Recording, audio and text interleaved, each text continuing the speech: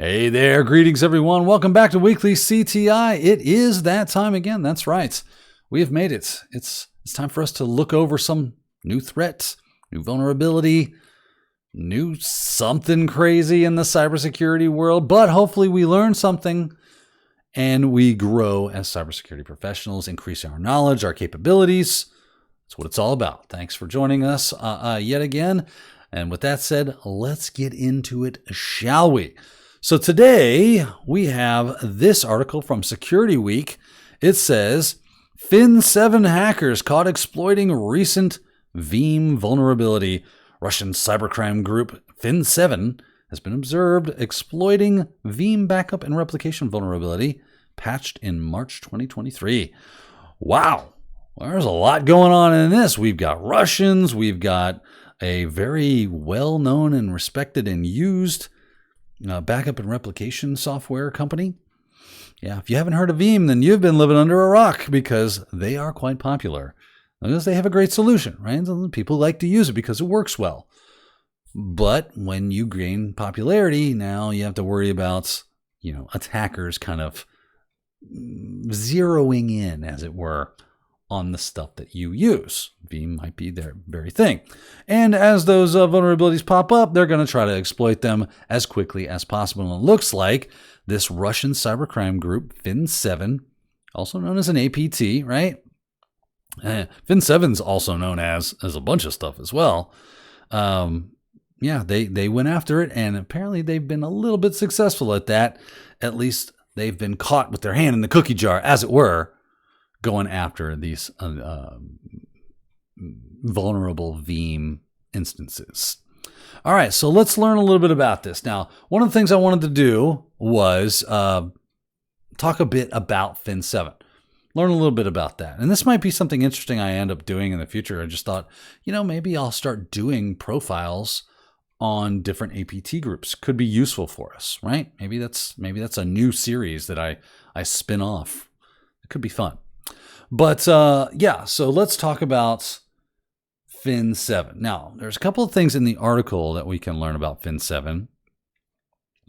Unfortunately, they are a Russian cybercrime group. And I was thinking to myself, wouldn't it be cool if this was more like the 1987 movie Ruskies? A childhood favorite of mine, for sure. Starring a young Joaquin Phoenix. I think he went as Leaf Phoenix at that point in time when he was a child. That was the name he went by. I don't know why it was changed or how that worked out. But yeah, also starring Peter Billingsley from a Christmas Story fame. He's also an elf. And a young Stefan Urkel. No, DeSalle. That's right. Not Urkel. That's a different thing. Also from my childhood. But there you go. I'm a product of the 80s. What am I going to do? That's what I think about. It was a really good movie, by the way.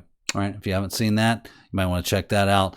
It's about these three young all-American boys, good friends, and they end up finding this shipwrecked Russian sailor and befriending him. And he's just a good guy caught on the wrong side of things, and now he's in America, finds himself in the American, dream. Doing American stuff. It's very pro-America. It's 1987, right? It was the end of the Cold War. What are you going to do, right? It's fun. It's nostalgic for me. Don't steal my childhood from me. It was fun. Anywho, moving on. Back to FIN7. Not so cool. We're not probably going to be befriending them anytime soon. But what we do need to know about them is that in the article. That's where I was going.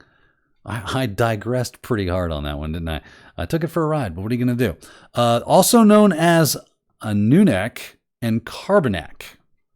Now, like I said, I did a bit of research about them. Got a few notes over here for us. Let's see here. They tend to target retail industries, restaurants, hotels, casinos, transportation, and insurance companies. What an eclectic group of targets. I'm pretty sure they just were like, I'm just going to go after whatever. I don't care. But apparently this is where they typically kind of focus in on those specific things. And their idea is to use their cybersecurity or the programming and coding and security knowledge and skills to not cure cancer, not advance humanity, but to steal money. There it is. They like to steal. They're horrible thieves. I do have a link down below in the description to the to MITRE.org, where they are tracking this group and all their lovely details. So click that link if you want to know more about that. They are known by a few different names, right? We saw a few of them: Anunak, Carbanak. There's another one, Gold NIAGRA. Okay, I don't know who's naming these things, but that's actually kind of fun. I like that one. And this is my favorite one, Carbon Spider. Carbon Spider. I mean, that's just a cool idea, right?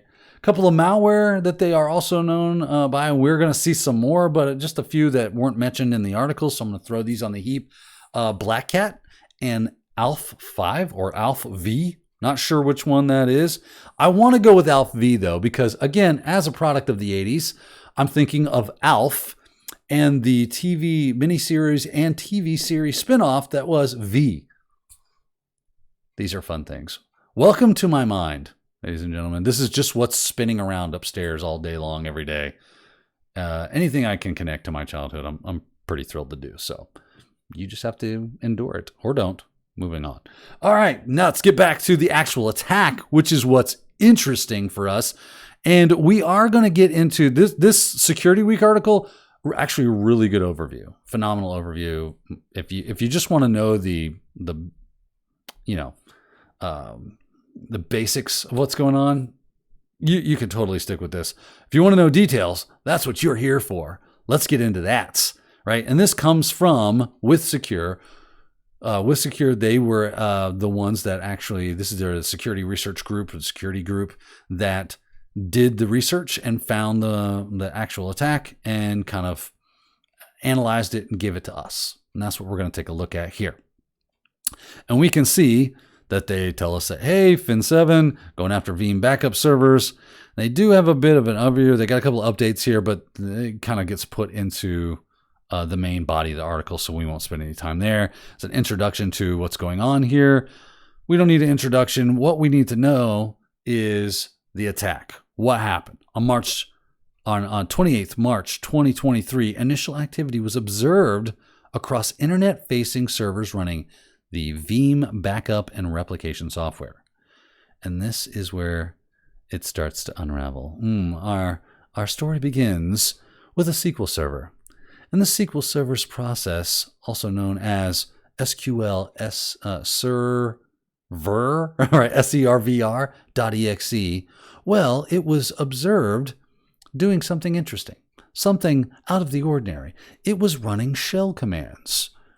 And this raised the eyebrow of the EDR system that was running on there and said, hey, you might want to check this out.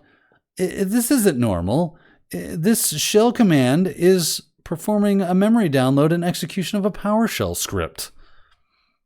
That's normally not right. Check it out, right? So we got this alerts. They kind of took some screenshots here of these different alerts. I know it's super tiny. I wish I could zoom in better, but this is a picture and not actual text. So no matter how far I zoom in, it just does this. And I don't think Parrot has a zoom tool built in. I'll have to look for one and see if that can't be useful for us. But we do, if you look at this closely, hopefully you can see it. If not, you just go to the link and you can kind of follow the bouncing ball along with me. It shows that there's right around this region, we see the sqlservr.exe being run. And what is it doing? Well, it's running cmd.exe, which is running PowerShell.exe with execution bypass with a command of IEX, right? This is our favorite. New object net.webclients.download string. If you've seen it once, you've seen it 1,000 times. You hate to see this happen. This is the standard way to basically reach out into the interwebs, grab yourself a PowerShell file, and run that bad boy in memory, because that's what's happening. And this is the fun part right here. I just kind of passed it a little bit. It's being run by the NT Authority system. And there it is. Well, how about them apples?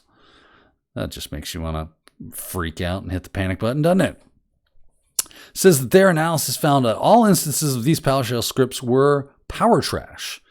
PowerTrash is an obfuscated loader written with PowerShell that has been attributed to FIN7. And from my other research, I've seen that it was, or it is, a part of PowerSploit, if I'm not mistaken.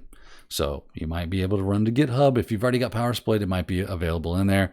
Don't quote me. I don't know. I didn't verify that. It's just things I read on the internet. Take them or leave them. It says that the script contains an embedded payload that is executed through a reflective PE injection or portable execution. A portable, executable. That's the word I'm looking for. Portable executable. And yeah, if you want to learn more about that, I have another link in the description down below to ired.team article.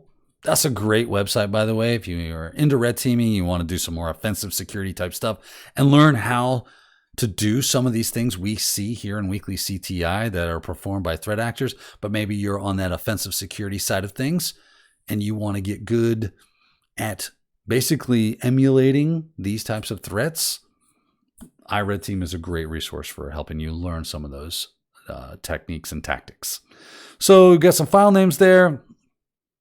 And we can see that these scripts are notably identical to the naming convention reportedly used by FIN7. So there's your attribution right there, a part of it. And we can see this is some of that PowerTrash, PowerShell scripts.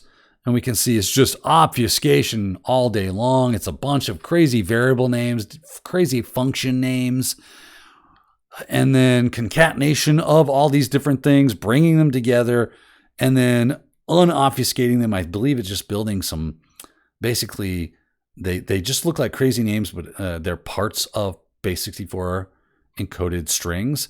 And then it kind of concatenates it all back together, deobfuscates it. And once deobfuscation is done, then it can actually run that. So a lot of bypassing EDR, AV, that kind of stuff, and getting to the meat and potatoes of doing whatever it's going to do. Now, start talking about like Dice Loader and Cobalt Strike and stuff. We'll get to that. But what we really want to know is how did it get infected? How did that SQL server get popped? Right? And this is where we start the attack, the initial access into the system. That's what's kind of catching our eye here. Now, what they are saying, when I say they, I mean WithSecure, they're saying that they have no real idea how it happened, but they have a hunch. I like that. They have a hunch. They have a thought. Based off of the analysis, they've come to the conclusion that, there was a recent vulnerability discovered in the Veeam backup and replication software. I'm wondering, did they use that? Could that have been their attack vector, their initial attack vulnerability that they went after? Could it be? Well, we have this lovely thing. It is designated CVE 2023-27532. That is right. And I even brought up the CVE article from Veeam, letting us know, well, what is this horrible badness, also known as a vulnerability, that we need to be on the lookout for? Here it is. Vulnerability CVE 2023-27532 in Veeam component allows an unauthenticated user operating within the backup infrastructure network perimeter to obtain encrypted credentials stored in the configuration database. This may lead to an attacker gaining access to the backup infrastructure hosts. That is bad. Got a CVSS score of 7.5 on that scale. And it's not good. We're going to go with that. We're going to go with that's not good.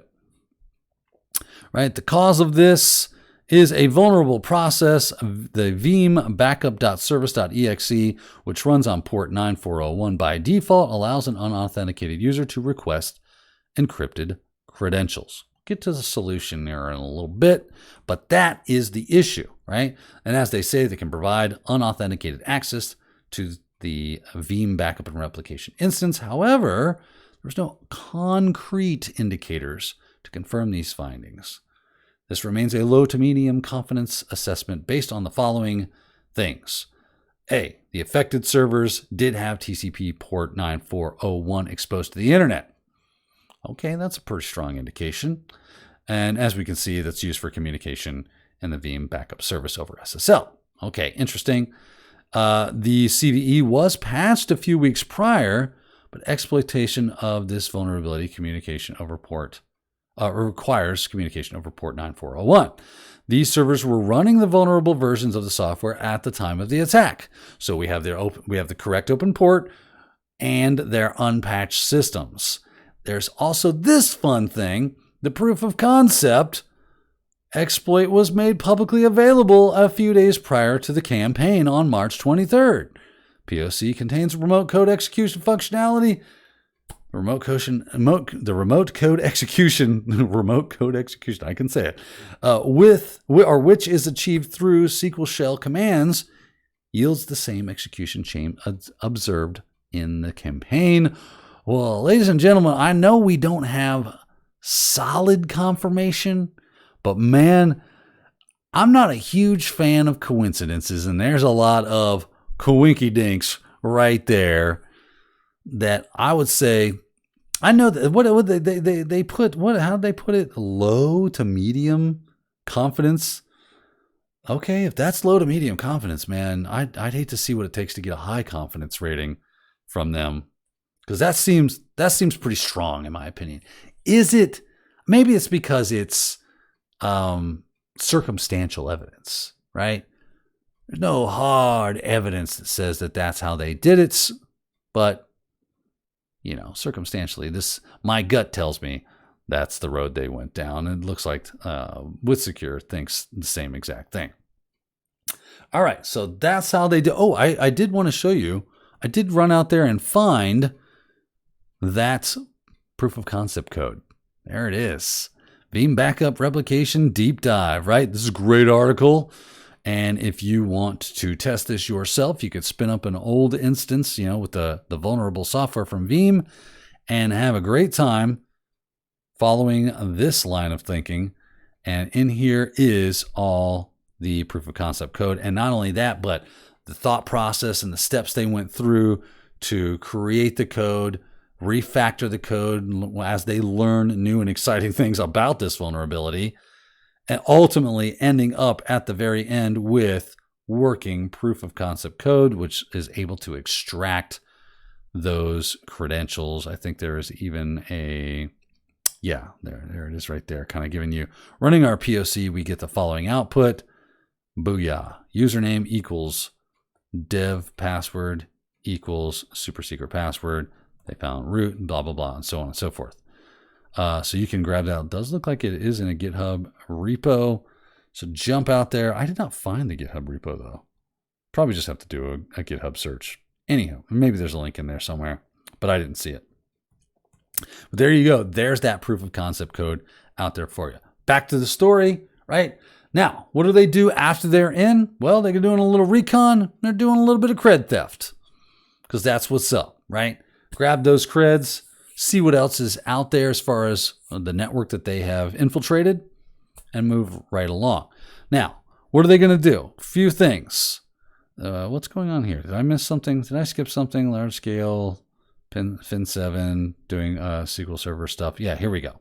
So they're doing netstats, they're doing task list, and they're doing ipconfig. So do netstat to see what are the TCP connections and listing ports, right? Basically, it's a free port scan because netstat's going to tell you, hey, these are the ports that are open on this device. And these are the IPs that they are attached to. So maybe it's 0.0.0.0, or maybe it's a local host thing. So maybe it's only internal, so you wouldn't see that from the outside, and so on and so forth. Maybe you get to take a look at a multi-home device that has access into more than one network. You never know what you're going to find. It's a Pandora's box of fun and adventure, right? Then you have task lists. What's running? What else can I see on here? Is there anything connected to anything? Maybe there's a few other cool devices or things that could have, I don't know, things like credentials. I want to go grab that stuff. Also, does an IP configure or an IP config, right? What's the IP configuration of this device? What are DNS servers? What are IP addresses? Maybe there's more than one NIC and it has more than one IP on more than one network. That's what you want to find out. Also ran a series of SQL commands, as we can see that here, just doing some recon there, also trying to find credentials. So it's looking for those creds. Because you can use creds for various and sundry horrible things. Let's see here. What else running? PowerShell scripts. They did create a bevy of PowerShell scripts. One is called hostip.ps1. This is a custom PowerShell script that was developed by FIN7. And are we there? Did I pass it? I think, yeah, some straight up, and it uses WMI as well to learn more about the device, I think, to pull something. There we go. Hostip.ps1. This is one that they created and was executed, is reportedly observed in FIN7's attack arsenal, and it resolves IP to hostname. So there you go. And there is that. Anything else? Oh, yes, this other one. This was one of the updates to this that wasn't originally in this article, but now is. An additional file called 445.ps1 was dropped and executed on the compromised Veeam backup servers. The retrieve script content functions as a port checker, which tests whether a port is open for a given address by attempting to establish a socket connection. So interesting. Looks like more port IP kind of thing going on here. What ports are open? Can we establish that that is a true fact? There you go. That's 445.ps1. Once they've done that, next thing is to move on to persistence. That's right. I don't want to go anywhere. We're APT here, ladies and gentlemen. This ain't your mama's attack group. We stick around. We hang in there. We dig in like an Alabama tick. That's right, Predator. Oh, I got my little Predator over here now. He's right here. Booyah. Predator. A friend of mine gave me this for my birthday. Lots of fun. I'll stick him there. And that line, dug in like an Alabama tick. That's from Predator. Yeah, you get the idea. Anyway, moving on. Let's see here. How do they set up persistence? Well, they create this custom power. I just realized you probably couldn't see my Predator. I want to make sure you can see my Predator. There he is. I named him Takecha. And you need to talk to, what's his name? Chris Hansen? Yeah, Chris Hansen wants to speak with you, Predator. There, out of my way. There you go. Now you've seen Takecha. And yes, so a custom PowerShell script, gup18.ps1, which is a general update. So there's this gup.exe. That exe is a general update executable for updating. I believe for our intents and purposes, it is connected with Notepad++, very popular piece of kit in a lot of systems. So this is for that flying under the radar kind of idea for that persistence, right? We can't persist if we get caught. So they're renaming things or naming things with a naming convention in mind that would slip past the radar. Excuse me. All right, so this is how they do this, and they basically what gup18 does. It is going to install this dice loader for startup, and it's going to run it at startup. Dice Loader is their remote access Trojan that they're using for C2 communications and running various and sundry different things that it can do. It says it was hosted on this external file hosting service called TempSH. If you haven't heard of TempSH, let's go there now. https://temp.sh. And this is the new paste bin, whatever bin. It's a temporary service for hosting stuff. And you can just do curl to grab that. So I can upload a file here. Bada bing, hit upload, and it'll give me a URL, and then I can reach out and grab that using a curl. Right? There you go. I just made this for quick and handy file and text sharing. Well, it also comes in handy for attack groups and threats because it has been being used a lot lately. I've seen this pop up quite a bit through some of the articles and stuff that I've been looking at.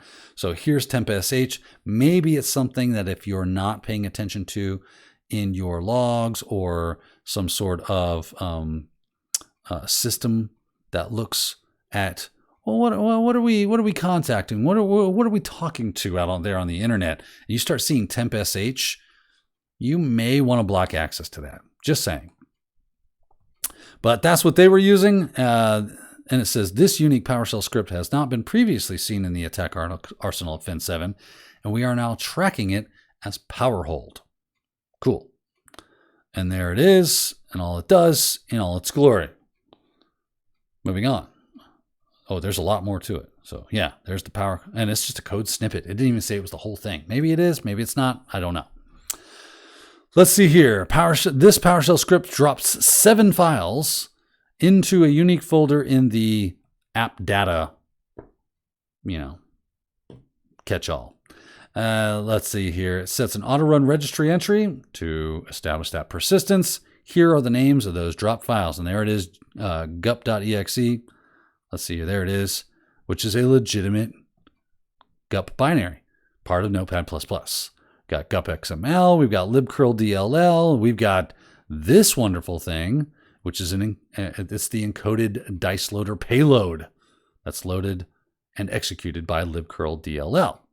We also have this batch file that executes the gup, and we've got this VB script file that executes the batch file.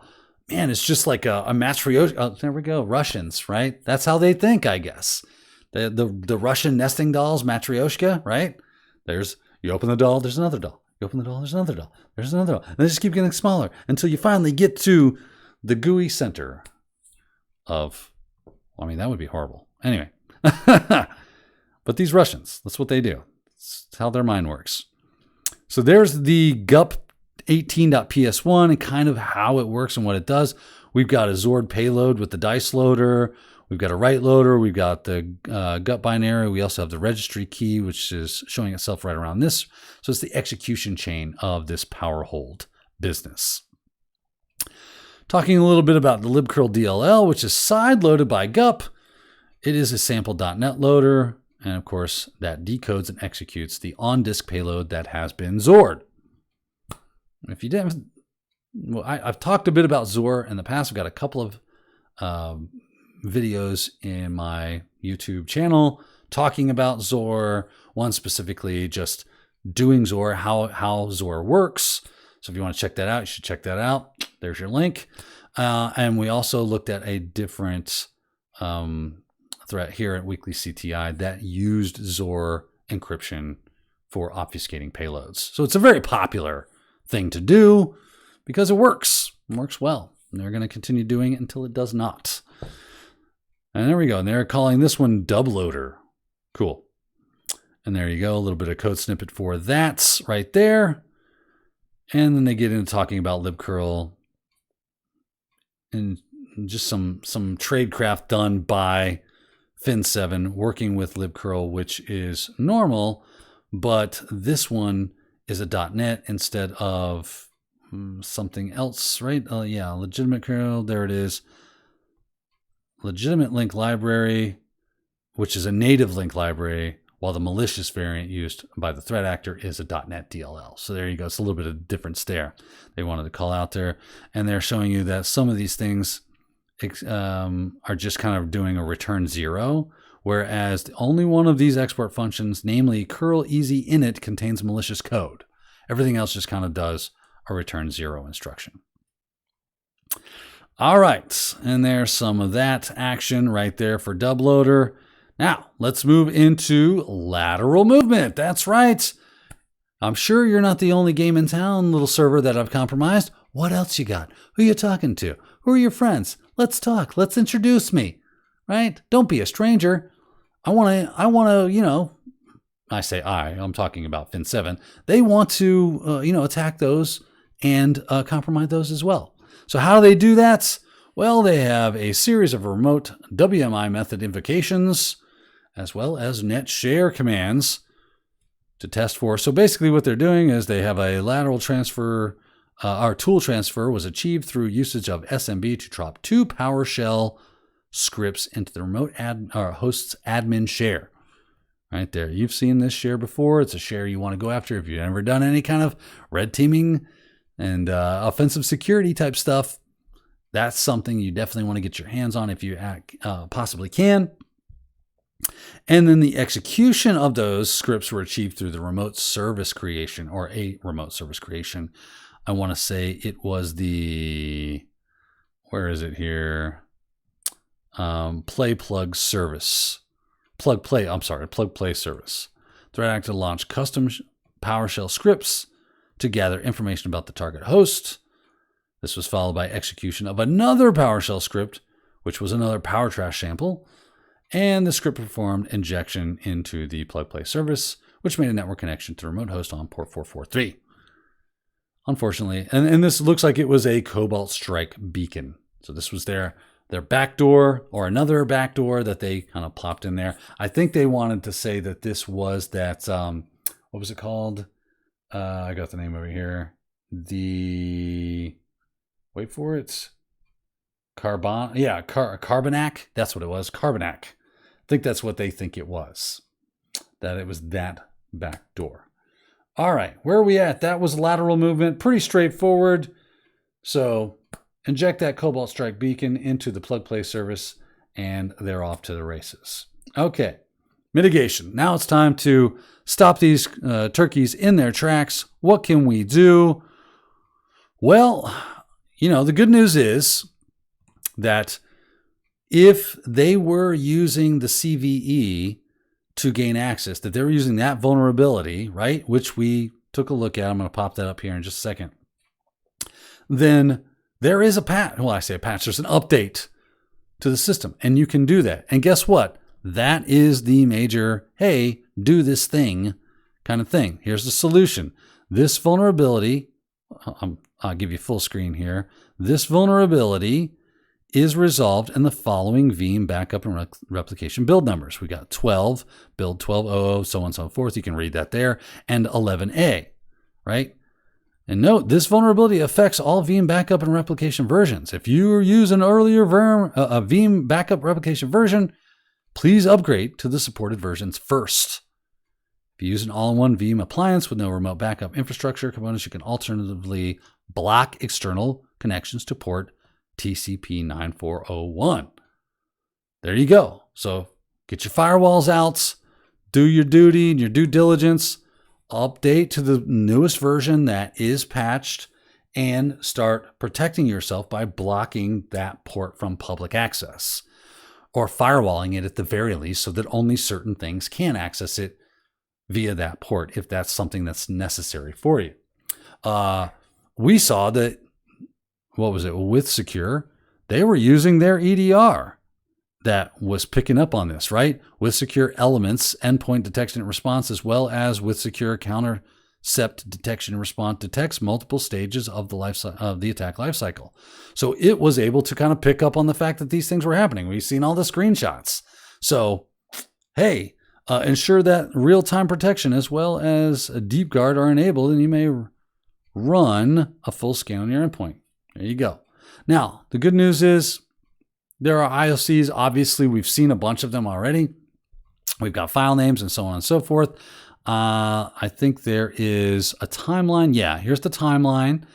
Very good for you to kind of peruse this timeline to see from start to finish, how does this thing kind of move its way through your system for access. But also at the very bottom here, we have, and as you can see, this timeline is quite illustrious. And we have this right here, which is the indicators of compromise. We like indicators of compromise. Did it just not take me to that? Where did it go? Let me go back. Oh, it definitely moved. It's doing something crazy. Yes, there you go. So I'm going to right click and open that in a new tab because that went nuts when I clicked on it. And here, wait for it, indicators of compromise, which is just a CSV file full of IOCs. There they are. People can read them. And SHA-1, right? There's your PowerTrash sample. There's your dubloader libcurl DLL sample, another PowerTrash sample, and you've got all these lovely hash files. We've got IPs. We've got command lines that are going to get run. There they are right there. So you can start looking for and detecting these IOCs. What else do we got here? Tons of those SQL commands that got run. We see ping. We see the WMICs that get used. There's the net use command, more WMIC. We see who am I gets run. We got a curl to something you can block. There's that gup18.ps1 file. So start looking for add this stuff to your systems. Start looking to see if those files are already on. So maybe you can write some YARA rules to look for that. I'm sure this is probably already updated in some way, shape, or form somewhere. Hopefully just start updating your EDR and your AV systems to look for these files. Grab these hashes. Maybe you can do that manually and put those in your security system so that you can block that stuff, block that port, and do that update. So there you go, ladies and gents. Whew. We did it. We're at the end of today's episode. Thanks so much for watching. If you found value in this, you thought it was awesome, hey, you know what to do, right? Find the like and subscribe down there at the bottom. Hit that. Just even a like alone is helpful for the channel. So I appreciate your support in that. If you really found it useful and you think what I'm doing is a worthwhile endeavor, there's also a buy me a coffee link. Throw me a buck or two and I can invest back into the system. Maybe we can buy Takecha some, he lost his helmet. We'll get him a new helmet. He feels naked without it. That's right. All right, everyone. Again, I appreciate you watching and we hope to see you next time. Until then, stay safe.